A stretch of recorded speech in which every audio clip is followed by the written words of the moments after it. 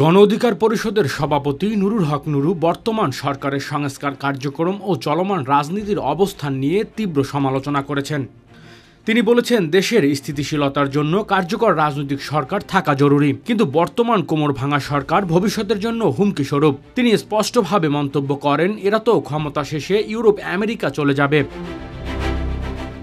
তিনি আরও বলেন, বর্তমান সরকার জাতীয় ঐক্যের পরিবর্তে নির্দিষ্ট ব্যক্তি স্বার্থ রক্ষায় সামগ্রিক ব্যক্তিদের নিয়ে একটি দুর্বল সরকার গঠন করেছে, যা শুরু থেকেই একটি বড় ভুল ছিল। নুরু বলেন, এই সরকারের গঠন প্রণালীতে রাজনৈতিক প্রতিনিধিত্বের অভাব থাকায় এটি নির্ধারিত ও বাস্তবায়নের ক্ষেত্রে ব্যর্থ হচ্ছে। বিশেষ করে কৃষির মতো গুরুত্বপূর্ণ মন্ত্রণালয়ের কোনো মন্ত্রী নেই, যা নীতিগত ব্যর্থতার অন্যতম উদাহরণ।